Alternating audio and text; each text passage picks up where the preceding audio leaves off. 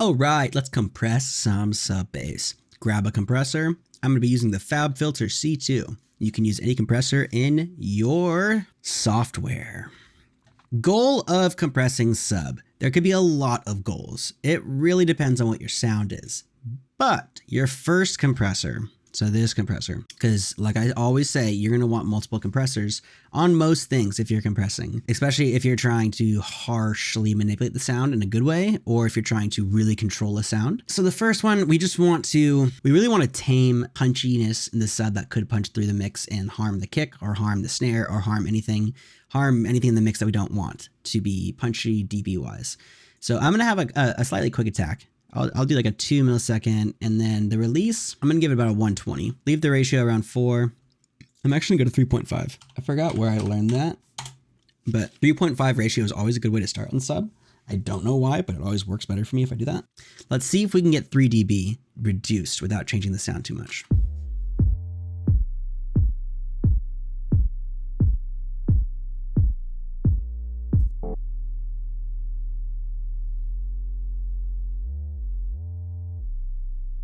So you can see in the sample there that they have a limiter at -24 easily. We might not have to do too much. But there are lower notes. So this note down here is going to be a little lower than that beginning note. And I do want them to resonate pretty similarly. And so I'm going to start by boosting the input of this compressor, 12 dB, and then instantly minusing the output, 12 dB. That's going to be so that we can affect the sound as if it's a louder sound, because we don't want to boost it to 12 and then just have it be louder, and then like you're gonna have to make it quieter anyway. So right now, if you're listening to it, there's no volume changes even though it's louder in this range. It's easier to see that dB range. So we almost have an 8 dB range, about like a 6. And so if we can get -4 reduction or somewhere around there, -3, -4, that would be really helpful.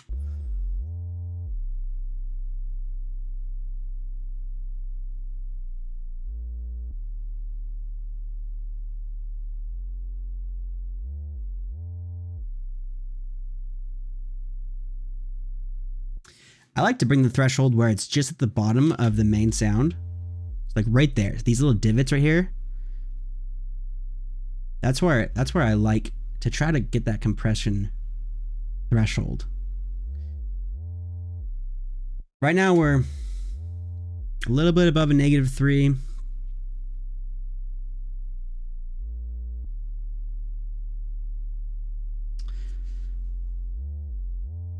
And because that wow is the highest part, we can kind of just keep listening to that to judge this compressor.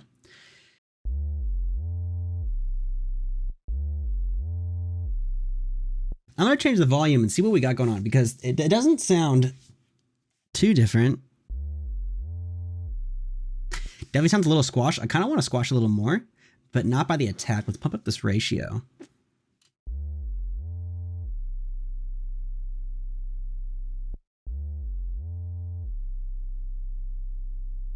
It's not doing too much. All right, so I'm gonna bring this to 4.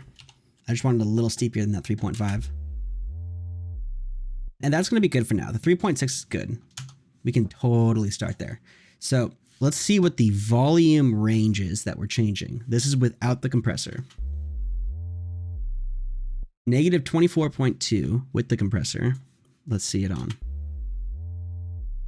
-26.6. So -24.2, -26.6. Let's do some math. I'm gonna say 2.4. Oh my God, more math. -12, 2.4. Dang. 9.6, there we go.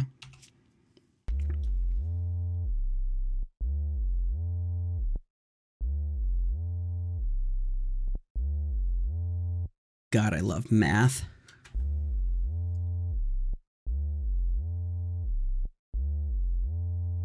So you can't even really hear a difference, and that's what you want when you're compressing the sub, especially with that first compressor.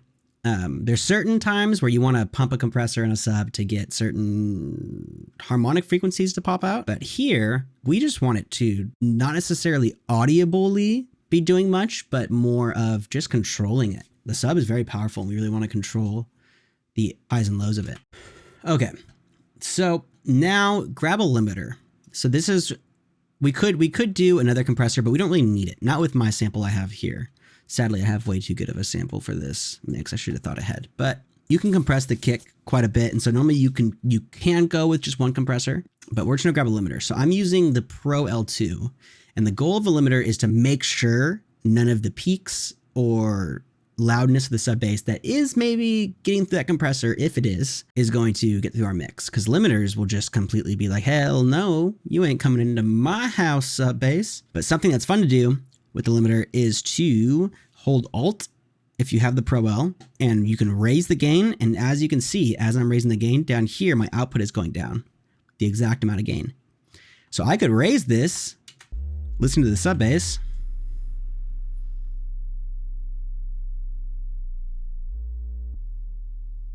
and without having any volume differences,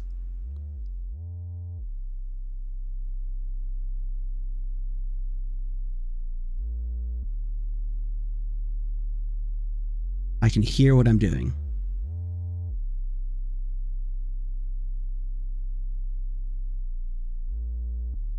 So what I like to do is on the notes that aren't coming through, try to get them to come through. Just there. So there's that end note.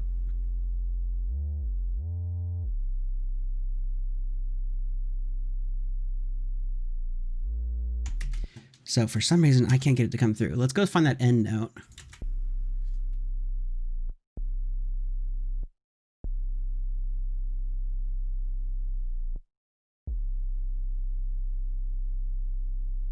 It's coming through. All right, so we're gonna be safe and we're gonna boost it 26. That's where we got at, where it's that lowest note is hitting the limiter. That's what we want. Then everything's gonna be a wall of sub bass. So we're gonna gain 26 and we're going to cut 26. We're actually gonna cut 24. That's what it was at before, if I remember correctly. But let's see, I wanna make sure.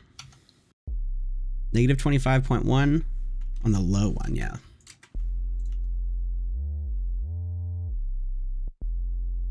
Yeah, negative 24. So now if we put that limiter on, a setting I like to use with the Pro L, and that's just why, if you weren't using the Pro L, it's fine. You can use the Ableton limiter. It's a good limiter, but you want, basically the ceiling is my output. So if you wanted your ceiling at negative 24, like I have here, you can bring it all the way down. Luckily, you can go to 24, and then you would gain up 24, which I'm not sure how that would sound. Let's see. Yeah, so the Ableton one's a little different. Let's see.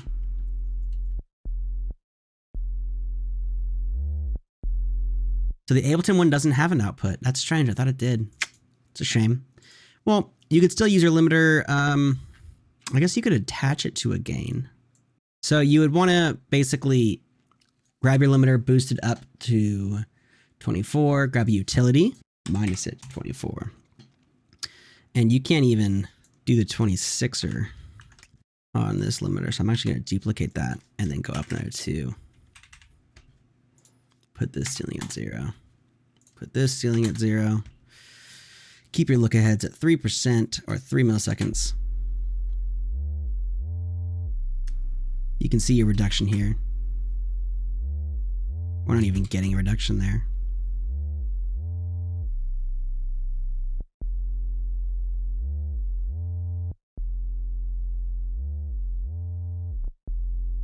It's doing exactly the same thing.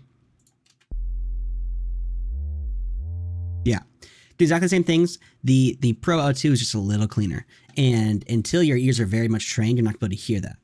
So what I like to do with the Pro L2 is go to the safe section they have here. Well, not safe, no. It's in the mixing, right? Yeah, and they have a bass limiter.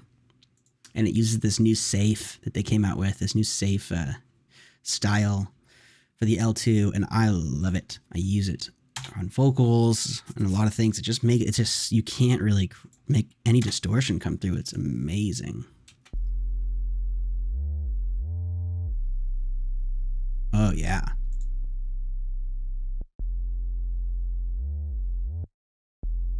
So if you're wearing any studio headphones or even Apple headphones or anything like that, you should be able to hear that the sub bass is more intense with that limiter on, and the only reason why is it's because it's squashing it. If we could see the waveform, it would look like your typical dance track where it's like pancaked in. That's what it's doing. You really want it to be a layer underneath everything else. And the more you compress it in a mix, everything else is going to be easier to be putting on top of it. Almost like you're making like a castle or something. The sub bass wants to be your layer. That is going to be the end of the compression. The sub bass actually sounds good. And so we are going to move on to the synth and piano sound we have here on how to EQ and compress that. So follow me to the next video.